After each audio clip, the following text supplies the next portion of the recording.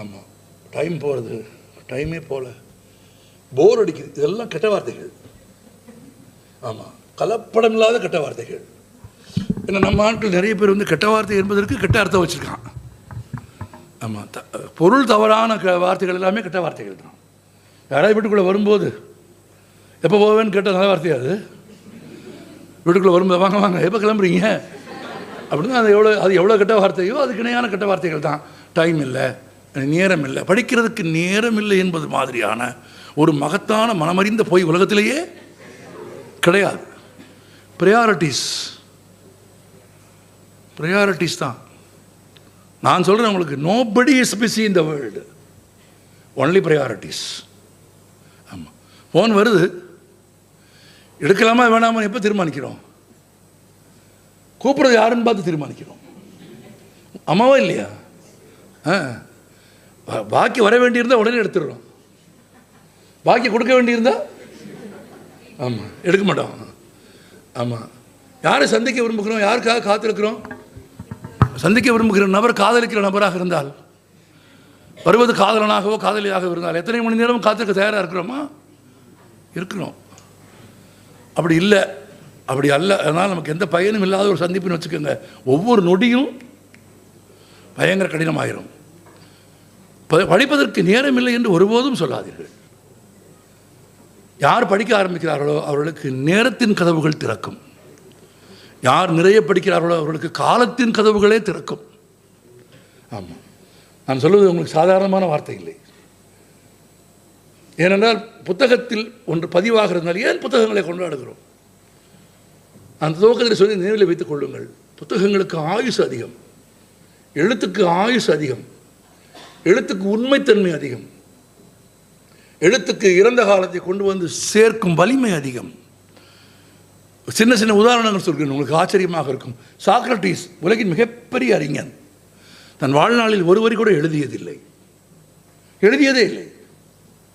யார் எழுதி வைத்தது? சாக்ரட்டிஸ் பேசியதை எல்லாம் யார் எழுதி வைத்தது? அவனது சீடர்கள் எழுதி வைத்தார்கள். பிளேட்டோவும் அரிஸ்டாட்டிலும் எழுதி வைத்தார்கள். அதானே நினைச்சேன்னு சொல்லலை, ஏங்கிற சொல்லலை, சவுண்டா சொல்லலை. பிளேட்டோவும் அரிஸ்டாட்டிலும் எழுதி வைத்தார்கள். கோனியம் என்கிற ஒரு கோப்பை கையில், விஷத்தை கையில் வைத்துக் கொண்டு தனக்கு விதிக்கப்பட்ட தண்டனை நிறைவேறுவதற்கு முன்பாக சாக்ரட்டிஸ் நடந்து கொண்ட, சாக்ரட்டிஸுக்கு நிகழ்ந்த, சாக்ரட்டிஸ் பேசிய சொற்களை சாக்ரட்டிஸ் எழுதி வைக்கவில்லை.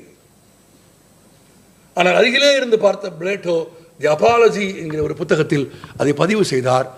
இன்றைக்கு கிறிஸ்து பிறப்பதற்கு 300 ஆண்டுகளுக்கு முன்பு வாழ்ந்த ஒரு மாபெரும் கிரேக்க தத்துவ ஞானியினுடைய இறுதி நிமிடங்களை, அவனுடைய வலிமையை, அவன் தத்துவங்களை, அவன் வாழ்க்கையை பார்த்த விதத்தை புத்தகம்தான் பேசுகிறது. ஒரு தம்பி சாக்ரட்டிஸில் கேட்டான், ஆமாம், கல்யாணம் செய்து கொள்ளலாம் என்று இருக்கிறேன், நன்மையா தீமையா என்று போய் கேட்டான். சாக்ரட்டிஸ் எளிமையாக சொன்னார், செய்தாலும் நன்மை, செய்யாவிட்டாலும் தீமை. செய்தாலும் தீமை, செய்யாவிட்டாலும் தீமை. எது நடந்தாலும் தீமை உனக்கு தான்னார். ஏன்னா அப்படி ஒரு வாழ்க்கை அவருக்கு இருந்தது, அவருக்கு ஒரு துணை இருந்தது. ஆனால் அதே சாக்ரட்டிஸ் மன்னிப்பு கேட்டிருந்தால் அவனுக்கு விடுதலை. மண்டியிட சொன்னார்கள், மண்டியிட மறுத்தான். மண்டியிட மறுத்ததற்காக அவனுக்கு தரப்பட்ட விஷம் கோனியம் என்கிற விஷம். அந்த கோனியம் உண்ட உடனேயே முதலில் இதயத்தை தாக்காது, கால்களை தாக்கும். ஏன் தெரியுமா? மண்டியிட மறுத்தான் என்ற காரணத்திற்காக அவனுக்கு கோனியம் தரப்பட்டது. கோனியம் சாப்பிட்ட கொஞ்ச நேரத்திலேயே கால்கள் செயலிழந்து அவன் மண்டியிடுவான். கோனியத்தால் அவனை மண்டியிட வைத்து விட முடியும், அப்படித்தான் அவனை மண்டியிட வைக்கும். அப்போது கூட மண்டியிடுகிற போது சாக்ரட்டிஸ் சொன்னான், நான் இறந்து போவதற்காக கவலைப்படவில்லை, உங்கள் குற்றங்களை எடுத்து சொல்வதற்கான ஒரு குரலை நீங்கள் ஒழிக்கிறீர்களே என்று உங்களை பார்த்து நான் பரிதாபப்படுகிறேன் என்று ஒரு மனிதன் கிறிஸ்து பிறப்பதற்கு 300 ஆண்டுகளுக்கு முன்பு பேசியதை பக்கத்திலே இருந்து பார்த்து ஒருவன் எழுதி கொடுத்த புத்தகம் இருப்பதாலே தான் இன்றைக்கு சாக்ரட்டிஸ் உயிர் வாழுகிறான். வரலாற்றில் ஒரு பெரிய மாபெரும் அற்புதம் பாருங்கள். சாக்ரட்டிஸ் இறந்து போக வேண்டும் என்று தீர்ப்பு எழுதிய நீதிபதிகள் பெயர் உலக வரலாற்றில் இல்லை. எவன் இறந்து போக வேண்டும் என்று தீர்ப்பு எழுதினார்களோ தீர்ப்பு எழுதியவர்கள் உயிரோடு இல்லை. எவன் இறந்து போக வேண்டும் என்று எழுதினார்களோ அவன் வாழ்ந்து கொண்டிருக்கிறான். இன்னொருவன் எழுதினான் மிக நீண்ட நாட்களுக்கு பிறகு, நீ விஷம் அறிந்தினாய், அவர்கள் அல்லவா இறந்து போனார்கள் என்று எழுதினான். அதான் எழுத்து. நீ விஷம் அருந்தினாய், அவர்கள் அல்லவா இறந்து போனார்கள். ஆம், வரலாற்றின் குப்பை தொட்டியிலே கூட அந்த நீதிபதிகளின் பெயர்கள் இல்லை. ஆனால் கிறிஸ்து பிறப்பதற்கு 300 ஆண்டுகளுக்கு முன்பு வாழ்ந்த ஒரு மேதையின் உருவமும் சொற்களும் புத்தகங்களும் இன்றைக்கும் இருக்கிறது. புத்தன் ஒரு வரி எழுதியதில்லை, ஒரு வரி கையால் புத்தன் எழுதியதில்லை. புத்தன் பேசிக்கொண்டே இருந்தான். 80 வயது வரையில் பேசிக்கொண்டே இருந்தான். பேசியதெல்லாம் அற்புதம். இந்திய தத்துவ ஞானிகளிலேயே கடவுள் இல்லை என்று சொன்ன முதல் தத்துவ ஞானி யார்? உங்களுக்கு நிறைய பேருக்கு ஆச்சரியமாக இருக்கும். கடவுள் இல்லை என்று சொன்ன ஒரு புத்தன். அப்படி சொன்னதற்காகவே கடவுளாக்கப்பட்டவன் புத்தன். கடவுள் இல்லை என்று சொன்னாயா, பார் உன்னை கடவுளாக்குகிறோம் என்று மகாவிஷ்ணுவின் அவதாரங்களில் ஒன்று என்று புத்தனை பற்றிய ஒரு கதையை உருவாக்கினார்கள். ஆனால் புத்தன் கடவுள் இல்லை என்று சொன்னான். இறந்தவர்கள் மீண்டு வருவதே இல்லை என்று புத்தன் சொன்னான். இறந்தவர்களுக்கு செய்கிற சடங்குகளில் புத்தனுக்கு நம்பிக்கை இல்லை. அதை நிராகரித்தவன் புத்தன். பகுத்தறிவின் உச்சத்தில் நின்று பேசிய ஒரு மாபெரும் சிந்தனையாளன் புத்தன். ஆனால் புத்தன் ஒரு வரி எழுதவில்லை. தன் வாழ்நாள் முழுவதும் புத்தன் பேசிய அனைத்து சொற்களையும் அனைத்து தத்துவங்களையும் அவன் அருகிலேயே இருந்து கேட்ட ஆனந்தர் என்கிற அவனது சீடர்களில் ஒருவரும் பிற சீடர்களும் சேர்ந்து எழுதி புத்தகமாக கொண்டு வந்தார்கள். தமிழில் குறிப்பாக பாலி மொழியில் புத்தனின் கருத்துக்களை ஏற்றதுதான் புத்தக. ஆமாம், இன்றைக்கு தமிழில் புத்தகம் என்று சொல்கிறோமே, புத்தனின் கருத்துக்களை ஏற்றதுதான் புத்தக. எழுதி வைத்தார்கள். அப்படியான எழுத்தின் வலிமை தெரிகிறதா? ஒருவேளை ஒருவன் எழுதி வைக்காமல் இருந்திருந்தால் சாக்ரட்டிஸை சந்திச்சிருக்க முடியுமா? ஒரு ஆனந்தன் எழுதி வைக்காமல் போயிருந்தால் புத்தனின் ஞானம் நமக்கு கிடைத்திருக்குமா? நபிகள் நாயகம் ஸல்லல்லாஹு அலைஹி வஸல்லம் எழுத படிக்க தெரியாது. உலகமே இன்றைக்கு ஒப்புக்கொண்ட திருமறையை இறைவன் அவருக்கு சொல்கிறான்.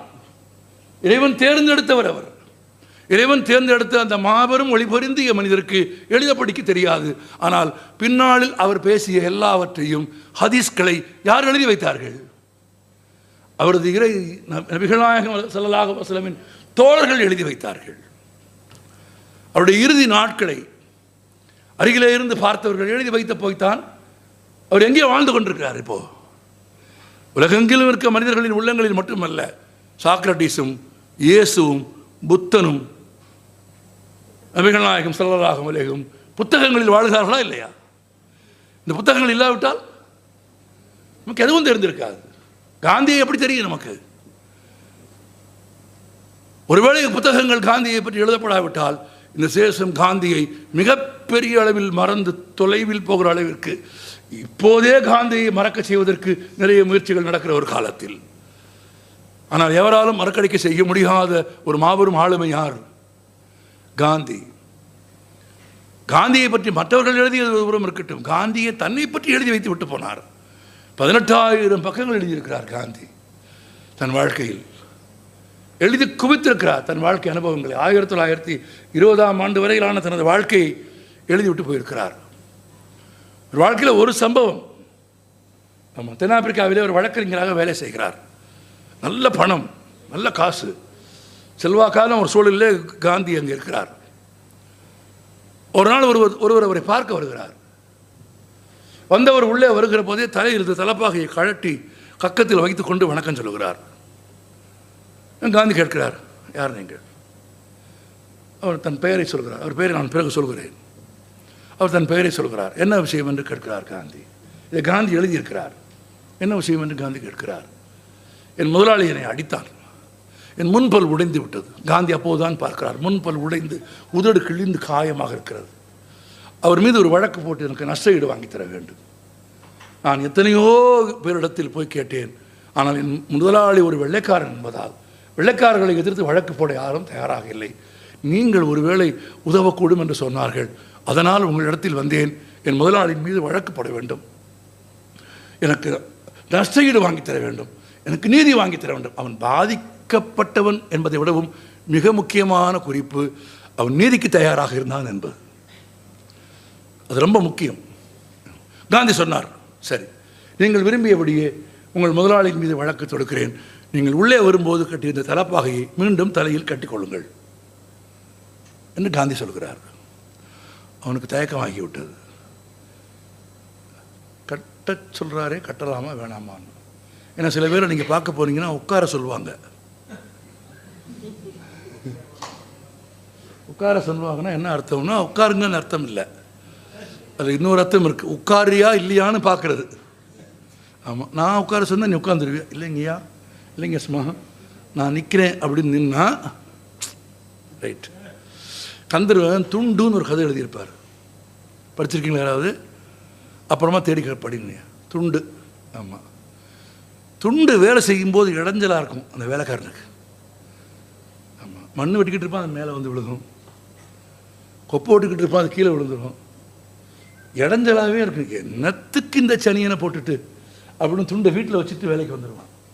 அவன் முதலாளி கூப்பிடு, இப்படியே அவனை பார்ப்பார். ஏதோ வித்தியாசமாக இருக்கேயா அப்படின்னு கேட்பார். என்ன சாமி? ஒன்றும் இல்லை, பழைய ஆள் தான், அதே கந்த சாமி தான், அதே வேலைக்காரன் தான். இல்லைடா, ஏதோ ஒன்று குறையுது. என்னார் என்னன்னா, பார்த்த உடனே தோலில் துண்டு எடுத்து கக்கத்தில் வைப்பாங்களே, அது குறையுது. இப்போ அவங்கள்ட்ட துண்டு இல்லை, அதனால் துண்டு இல்லாமல் இருந்தால் நீ நல்லா இல்லை, அதனால் நீ துண்டு போட்டுட்டு வா அப்படின்னு சொல்லுவார்னு கதை முடியும். அவர் துண்டு போட சொல்லுவது அவரது சுயமரியாதையை காப்பாற்றுவதற்காக அல்ல, தனக்கு அவர் தருகிற மரியாதையை காப்பாற்றிக் கொள்வதற்காக. அது நுட்பமான கதை, கந்தர்வன் கதை. காந்தி இதை சொன்ன உடனேயே அந்த வந்த ஆள் யோசிக்கிறான். இந்த ஆள் சொன்னார்னு கட்டிட்டோம்னா, ஏன் முன்னாலேயே நீ இப்படி பண்ணுறியே, நீ அங்கே என்ன பண்ணியிருப்பேன்னு சொல்லி கேஸ் நடத்தாமல் விட்டார்னா, இல்லைங்க வேணாங்க அப்படியே இருக்கேன்னா கட்டுனார். காந்தி மறுக்கிறார். காந்தி வற்புறுத்துறார். அந்த ஆள் திரும்ப மறுக்கிறான். அந்த ஆள் பேர் பாலசுந்தரம். அவர் தென்னாப்பிரிக்காவில் வாழ்ந்த ஒரு தமிழர். நீண்ட வற்புறுத்தலுக்கு பிறகு பாலசுந்தரம் தயங்கிய பிறகு காந்தி சொல்கிறார், நீங்கள் தலைப்பாகையை அணிந்து கொள்ளாவிட்டால் உங்கள் வழக்கை நான் நடத்த மாட்டேன். சரி, இதுக்கு பிறகு வேறு வழியில் கேஸ் நடத்தினாலும் சரி நடத்தாட்டியும் சரி, என்ன வந்தாலும் சரி தலைப்பாகையை எடுத்து பாலசுந்தரம் தலையில் கட்டி கொண்ட போது காந்தி தன் வாழ்க்கை குறிப்பில் எழுதுகிறார், அதை திரும்ப அணிந்து கொண்ட கணத்தில் அவர் முகத்தில் தோன்றிய பெருமிதத்தை என்னால் மறக்க முடியாது. பிறரை அவமதிப்பதன் மூலம் மனிதர்கள் எவ்வாறு மகிழ்ச்சி கொள்கிறார்கள் என்பதை என்னால் ஒருபோதும் புரிந்து கொள்ள முடிந்ததில்லை என்று காந்தி எழுதினார். காந்தியின் மேன்மையை காந்தி மறைந்த இத்தனை ஆண்டு காலத்திற்கு பிறகும் உங்களுக்கும் எனக்கும் சொல்வது எது? புத்தகம், எழுத்து. ஆமாம், பாகுபாடுகள் நிறைந்த ஒரு சமூகம் இந்திய சமூகம். நான் நிறைவாக சொல்ல விரும்புகிறேன், இந்த சமூகத்தில் பொருளாதார ரீதியான ஏற்றத்தாழ்வுகள் இருக்கிறதா? ஆமாவா இல்லையா சொல்லுங்கள். இருக்கிறது. சமூக ரீதியான ஏற்றத்தாழ்வுகள் இருக்கிறதா இல்லையா? இருக்கிறது. பாலின ரீதியான ஏற்றத்தாழ்வு இருக்கிறதா? இருக்கிறது. There is economical inequality, there is social inequality, there is gender inequality. இந்த மூன்றும் இந்தியாவில் இருக்கிறதா? இந்தியாவிலும் இருக்கிறது, உலகின் பல நாடுகளிலும் இருக்கிறது. இந்த இன்இக்வாலிட்டிஸுக்கு ஒரு நல்ல சொல் தமிழிலே உண்டு. அவைகள் மனிதர்களுக்கு இடையிலான வேறுபாடு அல்ல. நான் புத்தகங்களை பற்றி பேசுகிற போதெல்லாம் சொல்கிற விஷயம் அது. அது மனிதர்களுக்கு இடையிலே இருக்கிற வேறுபாடு அல்ல, மனிதர்களுக்கு இடையிலே இருக்கிற பாகுபாடு. வேறுபாட்டுக்கும் பாகுபாட்டுக்கும் உள்ள வித்தியாசத்தை நாம் புரிந்து கொள்ள வேண்டும். என் விரல்கள் 5 வேறு வேறாக இருக்கிறது, அது வேறுபாடு. அவைகள் ஒன்றாக இயங்குகிறது, ஒன்றாக இருக்கிறது, ஒரே இடத்தில் இருக்கிறது, ஒன்றை ஒன்று படிப்பதில்லை, ஒன்றை ஒன்று எதிர்ப்பதில்லை, ஒன்றை ஒன்று வீழ்த்துவதில்லை, ஒன்றை ஒன்று அவமதிப்பதில்லை, ஒன்றை ஒன்று சுரண்டுவதில்லை. அது வேறுபாடு. வேறுபாடுகளை ஏற்றுக்கொள்ளலாம், வேறுபாடுகளோடு வாழலாம். நான் உயரமாக இருக்கிறேன் அப்படின்னா நான் உயரமாக இருப்பதல்ல என் பெருமை, 4 பேர் குட்டியாக இருப்பதாலே தான் நான் உயரமாக இருக்கிறேன். ஒரு நண்பர் சொன்னார், நீங்கள் இவ்வளோ உயரமாக இருக்கீங்கன்னு எனக்கு கேட்டார். நான் அவர்கிட்ட சொன்னேன், நீங்கள் குட்டியாக இருக்க போய் தான் எனக்கு அந்த பெருமை, நீங்களும் உயரமாக இருந்தால் எனக்கு என்ன பெருமை? ஒன்றும் கிடையாது. அது வேறுபாடுகள், உருவத்தில், நிறத்தில், தோற்றத்தில் என்பது வேறுபாடு வேறு, பாகுபாடு வேறு. எங்கெல்லாம் பாகுபாடு இருக்கிறதோ, நான் ரொம்ப நுட்பமாக நேரம் கருதி சுருக்கமாக சொல்கிறேன், நீங்கள் தேர்ந்த வாசிகள் என்பதால் சொல்கிறேன், எங்கேயெல்லாம் பாகுபாடு இருக்கிறதோ அங்கே எல்லாம் ஏதேனும் ஒரு வடிவத்தில் நுட்பமாக அடக்குமுறை இருக்கும். அடக்குமுறை இல்லாமல் பாகுபாடுகளை அமல்படுத்த முடியாது. கரெக்ட்? எங்கே எல்லாம் பாகுபாடு இருக்கிறதோ அங்கே அடக்குமுறை. அது கண்ணுக்கு புலனாகாத, அது அடக்குமுறைனா கையில் கம்பு வச்சு அடிக்கிறது மட்டும் கிடையாது. ஒரு கருத்தியல் ரீதியான அல்லது எண்ண ரீதியான ஏதோ ஒரு விதத்திலான ஒரு அடக்குமுறை, ஒரு அதிகாரம் சார்ந்த வீட்டில் இருக்குல்ல. ஆமாம், பேசாத. பள்ளிக்கூடத்தில் இருக்குல்ல, இடங்கள் இருக்கு. ஆமாம், பதில் தெரியாத வாத்தியாருக்கு பதில் தெரியாத கேள்வியை கேட்டு கஷ்டப்பட்டவங்க எத்தனை பேர் இருக்காங்க? நானே இருக்கேன். ஆமாம், வள்ளலார் ஏன் எல்லா மதங்களும் சாதியும் ஒன்று என்று சொன்ன வள்ளலார் ஏன் திருநீர் அணிந்து கொண்டார்னு கேட்டேன் நான். அப்படி ஒரு சந்தேகம் 15 வயசில் ஒரு பையனுக்கு வரலாமா? அது கூட தப்பு இல்லை. அது வாத்தியாருக்கு பதில் தெரியாத ஒரு கேள்வியா? உனக்கு தெரியலாமா? நான் இதே வேற மாதிரி கேட்டேன். அவர் ஏன் சார் திருநீர் பூசிட்டு இருக்காரு? எங்கள் வாத்தியார் எப்படி பார்த்தாரு. இன்னொருக்கு கேளு அப்படின்னாரு. அந்த வயசில் தெரியலை. இப்போன்னு வச்சுக்கோங்க, ஒன்றும் இல்லையான்னு உட்காந்துருப்பேன். அந்த 2வது தடவை கேட்கவே அவர் எப்படி பார்த்துட்டு, ஹோம்ஒர்க்லாம் முடிச்சிட்டியா? அடக்குமுறை அங்கே ஆரம்பிச்சிச்சு பார்த்துக்கோங்க. இதில் பெரிய கொடுமை என்னன்னா, அவர் எனக்கு வள்ளலார்னு பட்ட பேர் வச்சார். நான் அப்புறம் கிளாஸுக்கு வந்தால் போனாலாம், வாங்க வள்ளலார், உட்காருங்க வள்ளலார் அப்படின்னு கூட இருக்கு 4 பேர் சேர்ந்து வாங்க வள்ளலார்னு கூப்பிடுவான். ஆனால் காலம் மிகப்பெரிய நீதிபதி. அவர் எனக்கு வைத்தப்பட்ட பேர் நிலைக்கவே இல்லை. அடுத்த வரியை நீங்கள் நிரப்பிக் கொள்ளுங்கள். நாங்கள் அவருக்கு வைத்தப்பட்ட பேர் இன்றைக்கு இருக்கிறது. ஆமாம், மாணவர்களுக்கு ஆசிரியர்கள் வைக்கும் பட்ட பெயர்கள் நிலைப்பதே இல்லை. ஆனால் மாணவர்கள் ஆசிரியர்களுக்கு வைத்த பட்ட பெயர்கள் மறைவதே இல்லை. ஆமாம், போகும்போது சொல்லிட்டு போயிடுவான். ஆமாம், அடுத்த செட்டுக்கு வரும்போதே சொல்லிடுவான். அப்போ ஏதோ ஒரு விதத்தில் நுட்பமான முறையில் பாகுபாடுகள் செயல்பட வேண்டுமானால் அங்கே அடக்குமுறை இருக்க வேண்டும். அப்போ எங்கே அடக்குமுறை இருக்கிறதோ அங்கே சட்டத்தின் ஆட்சி இல்லை. கரெக்ட்? எங்கே அடக்குமுறை இருக்கிறதோ அங்கே ரூல் ஆஃப் லா இல்லை.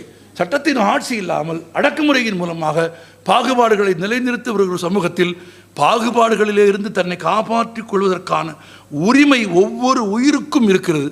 எனவேதான் உலக புத்தக தினத்தை அறிவித்த போது யுனெஸ்கோ சொன்னது, அது வெறும் வாசிப்பதற்கானதாக மட்டுமல்ல, ஒவ்வொரு மனிதனின் அடிப்படை உரிமை என்று சொன்னது. Reading is not just a habit. Reading is not just a fun. Reading is not just gathering knowledge. Reading is a fundamental right. சுதந்திரம் போல வாசிப்பது என்பது என் பிறப்புரிமை. ஆமாம், என் ஜனநாயக கடமை. என்னை மனிதனாக நிலைநிறுத்துவது. வாசிப்பு என்னை காப்பாற்றும். வாசிப்பு என் தனிமையை போக்கும். ஒரு அழகான குட்டி கதை, எந்த நாட்டு மொழி கதை என்று எனக்கு தெரியவில்லை, வாசிப்பில் சேகரித்து வைத்த கதை தான். நன்கு வாசிக்கிற பழக்கம் இருக்கிற ஒருவன் மிகச்சிறந்த தச்சனாக இருந்தான். அவன் கார்பெண்டர். இந்த கதையோடு முடிச்சுக்கலாம். அவன் நம்பிக்கை கூட்டும் ஒரு கதை அது. அவன் நல்ல கார்பெண்டர், ஆனால் நல்லா படிப்பான். வேலை செஞ்ச நேரம் போக நம்மளை மாதிரி நேரம் இல்லைன்னு சொல்ல மாட்டான். ரொம்ப பிஸியாக இருக்குது சார், டைமே இல்லை சார். அப்புறம் சில பேர் பேரண்ட்ஸே பசங்களை அறிமுகப்படுத்துகிற போது பையன் எம்காம் படித்து முடிச்சுட்டாங்கிறான். அவனை வச்சுட்டே சொல்கிறான் படித்து முடிச்சுட்டாங்க. கெட்ட வார்த்தை எதுவுமே கிடையாது. Reading is an endless job. வாழ்க்கை புத்தகங்களை போன்ற துணை எதுவுமே கிடையாது. ஆமாம், துன்பக்கடலை தாண்டும் போது தோணியாவது கீதம்னு சொல்வார் பட்டுக்கோட்டை. இசை எப்படி துன்பத்தை கடப்பதற்கு உதவுமோ அதுபோல் எல்லா இடையூறுகளையும் கடப்பதற்கான ஆற்றலையும் வலிமையும் புத்தகங்கள் கொடுக்கும். அது தனிமையை போக்கும், நம்பிக்கை கொடுக்கும், மகிழ்ச்சி கொடுக்கும். நல்ல புத்தகத்தை தனியாக படிச்சுக்கிடும் போது நம்மளே சிரிப்போம்.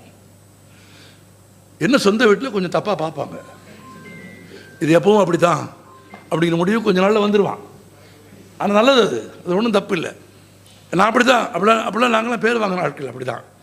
நம்ம படிக்கும்போது நாங்களாம் சிரிப்போம். படிக்கும்போது அழுவோமா? நான் அழுதுருக்கேன். வழக்குரை காதை முடிந்து தன் முலையை திருகி கண்ணகி மதுரையை எரித்த போது நான் அழுதிருக்கிறேன்.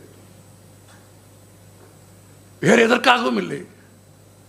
அவ்வளவு பெரிய துன்பத்திலும், அவ்வளவு பெரிய துயரத்திலும், அவ்வளவு பெரிய சினத்தில் அவள் நெஞ்சில் எரிந்த கோபத்தை, அவள் நெஞ்சில் இருந்த துக்கத்தை தான் அவள் சாபமாக விட்டிருக்கிறாள் என்பதை அவள் முலையை அறுத்தறிவதாக கற்பனை செய்து இளங்கோவடிகள் பாடுகிற இடத்தில் அந்த துன்பத்தை பறித்து எரிகிற போது கூட பெண்களை இது தீண்டாமல் இருக்கட்டும், இந்த தீ பெண்களை தீண்டாமல் இருக்கட்டும், இந்த தீ சான்றோர்களை நல்லவர்களை தீண்டாமல் இருக்கட்டும், யார் தீயவர்களோ அவர்களை மட்டும் இந்த தீ கொல்லட்டும், நன்மக்களை, பெண்களை, குழந்தைகளை, பசுக்களை இந்த தீ கொல்லாமல் இருக்கட்டும் என்று 3ஆம் நூற்றாண்டில் வாழ்ந்த ஒரு கதாநாயகி தன் துன்பத்தின் உச்சியில் கூட பிறர் துன்பம் கண்டு யாரை கொல்ல வேண்டும், யாரை எதிர்க்க வேண்டும் என்ற மாண்போடு நடந்திருக்கிறாள் என்று பார்க்கிற போது அந்த கணம் நான் கோவலன் இறந்ததற்காக கூட அழவில்லை, கண்ணகியின் மேன்மை பார்த்து கண்ணீர் வெடித்திருக்கிறேன். அதான் எழுத்து வாசிக்கிற போது கண்ணீர் வருமா? வரும், அழணும். கண்ணீர் ஆத்மாவை தூய்மைப்படுத்தும் என்று டால்ஸ்டாய் எழுதுவார். கண்ணீர் ஒருபோதும் கோழைத்தனத்தின் அடையாளம் அல்ல. வாசிப்பு அப்படி ஒரு இன்பம் கொடுக்கும். அப்படி ஒரு இன்பமான ஒரு கதையோடு முடிச்சிடலாம். யார், எந்த கதை அது? ஒரு கார்பெண்டர். சபாஸ். கார்பெண்டர் என்ன பண்ணான்? நல்லா வேலை செய்வான், நிறைய படிப்பான். ராஜாவுக்கு ஒரு சேர் பண்ணி கொடுத்தான். அவன் கெட்ட நேரம் அதில் ஒரு சின்ன துரும்பு வேலை மாட்டிக்கிச்சு. ராஜா கரெக்டாக அது மேலவே உட்காந்துட்டான். அவனுக்கு ரொம்ப வலி வந்துருச்சு. அவனுக்கு கோபம் வந்து கூப்பிட்டு சொன்னான், நீ இவ்வளோ பெரிய கார்பெண்டர்னு உன்னை நம்பி சேர் செய்ய கொடுத்து குத்திச்சு, பயங்கரமாக வலிக்குது, செய்த வேலையை ஒழுங்காக செய்யலைங்கனால ஒன்று தூக்கில் போடு. அந்த காலத்து ராஜாக்களுக்கு இது பழக்கம் தானே, ஒன்று தூக்கில் போடுறான். அவன் கார்பெண்டர் சொன்னான், செய்த வேலையை சரியாக செய்யாத எனக்கு இந்த தண்டனை நியாயம்தான், உங்களுக்கு ஏற்பட்ட துன்பத்திற்காக நான் வருந்துகிறேன். அவன் பதறலை, அழலை, ஐயோ என்ன, அதெல்லாம் ஒன்றுமே செய்யலை. அவன் நேரம் ஒத்துக்கிட்டான், ஐயா செய்ய வேலையை ஒழுங்காக செய்யாததுக்காக நீங்கள் செய்த குற்றத்தை ஏற்றுக்கொள்கிறேன், நீங்கள் செய்த தண்டனையும் ஏற்றுக்கொள்கிறேன், என் தவறு. அதான் அவன் படித்தவன், கல்விமான், அவனுடைய அறிவு வேலை செய்யுது. சும்மா தேவையில்லாமல் படுத்து கீழே படுத்து புரண்டு அழுதா இப்போவே தூக்கிட்டு போங்கன்னு சொல்லிடுவாங்க. யார்? ராஜா. அவன் கத்த கூட்டிகிட்டு போங்க, சத்தம் கேட்குதுன்னுவான். அதனால் அவன் அழலை, கத்தலை, பேலன்ஸ் பண்ணிக்கிறான். படித்தவன் அதை பண்ணிக்கிறான்ல, பண்ணிக்கிட்டான். ஏற்றுக்கொள்கிறேன். சரி, உன் கடைசி ஆசை என்னன்னு ராஜா கேட்டான். ஆமாம், என் கடைசி ஆசை நீங்கள் விரும்பியபடி என்னை தூக்கில் போடுங்கள், ஆனால் 2 ஆண்டுகள் கழித்து தூக்கில் போடுங்கள் அப்படின்னா. ராஜா கேட்டான், உனக்கு 2 வருஷம் நான் ஏன் சோறு போடணும்? அவன் சொன்னான், பறவைகளின் இறகுகளையும் மிக மெல்லிய மரப்பட்டைகளையும் பயன்படுத்தி 2 பெரிய சிறகுகளை தயார் செய்து கொண்டிருக்கிறேன். அந்த சிறகுகளை முழுமையாக செய்து முடித்துவிட்டு திறமை உள்ள குதிரைகளுக்கு பூட்டினால் அந்த குதிரைகள் பறக்கும். இந்த உலகத்தில் யாரிடத்திலும் இல்லாத பறக்கும் குதிரைகளை உருவாக்கும் பணியில் நான் ஈடுபட்டுக் கொண்டிருந்தேன். எப்படியானாலும் சாகத்தான் போகிறேன், 2 ஆண்டுகள் அவகாசம் கொடுங்கள், மகாராஜாவுக்கு பரிசாக ஒரு பறக்கும் குதிரையை செய்து கொடுத்து விட்டு செத்து போகிறேன். நீ செய்யாவிட்டால் நீங்கள் விரும்பியபடி தண்டனையை நிறைவேற்றிக் கொள்ளுங்கள். இப்போ உனக்கு என்ன வேண்டும்? பறவைகளின் சிறகுகள், இதழ்கள், லேசான மரப்பட்டைகள், நல்ல வலிமையான தேர்ச்சி பெற்ற ஒரு 10-12 குதிரைகள், அதற்கு தேவையான உணவு எல்லாம் எனக்கு வேண்டும். சரி, எல்லாம் செய்து கொடு. ராஜாவுக்கு ஒரு சின்ன ஆசை வந்து விட்டது. என்ன ஆசை? 2 வருஷம் சாப்பிட போகிறான். ஒருவேளை அவன் சொன்னபடி, ஏன்னா அவன் ரொம்ப கெட்டிக்காரன், ஒரு பறக்கும் குதிரை செய்து கொடுத்து விட்டால் எல்லா நாடுகளுக்கும் போக முடியும். செய்து கொடுக்காவிட்டாலும் என்ன நஷ்டம்? அவனை கொல்லத்தானே போகிறோம், அவன் தப்பித்து போக போவதில்லை. ஏன்னா ராஜாக்களுக்கு அவ்வளவுதான் புத்தி. ஆமாம், ராஜா சொன்னான், சரி, ஆனால் 2 ஆண்டுகளுக்கு பிறகு நீ சொன்னபடி குதிரை பறக்காவிட்டால் நீ கட்டாயம் கழிவில் ஏற்றுவன். மகாராஜா, தங்கள் சித்தம் என் பாக்கியம், அப்படியே செய்து விடுங்கள் அப்படி. அவனுக்கு தேவையானதெல்லாம் பண்ணி கொடுங்கன்ட்டார். ராஜா போயிட்டார். பக்கத்தில் மந்திரி ஒருத்தன் பார்த்துட்டே இருந்தான். நம்ம தான் இந்த மாதிரி வேலையெல்லாம் செய்வோம்னு. நம்ம மந்திரி ஆனால் நம்ம ஊரில் ஒரு ஆசாரி இவ்வளோ வேலை செய்கிறான்னு, ஒரு கார்பெண்டர், ஒரு தச்சன், இவ்வளவு கெட்டிக்காரத்தனமாக ராஜாவை நம்ப வச்சு ஏமாற்றிட்டானே. நைட்டு போய் பார்த்தான். வாப்பா, 2 வருஷம் கழிச்சு சாகத்தானே போகிற, இந்த 2 வருஷத்தில் உனக்கு என்ன கிடைக்க போகுது?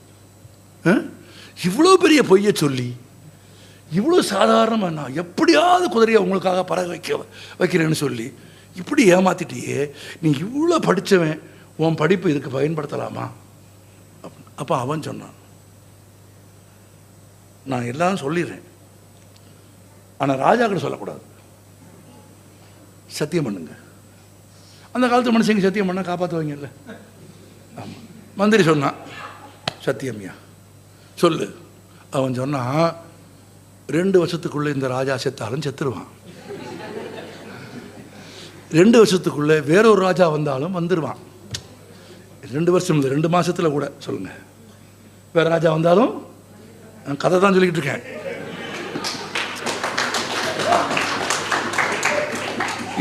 ஒரு ஆள் கைதட்டி எனக்கு இப்படி இப்படி பண்ணிட்டார். ஆமாம்,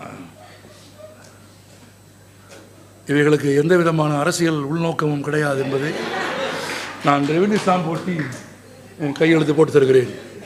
அதனால் அப்படிலாம் மாட்டி விடாதீங்க. என்ன சொன்னால் 2 வருஷத்துக்கு ராஜா செத்து போனாலும் போயிடுவான். 2 வருஷத்தில் 2 மாதத்தில் சரி 2 வருஷத்தில் இன்னொரு ராஜா வந்தாலும் வந்துடுவான்.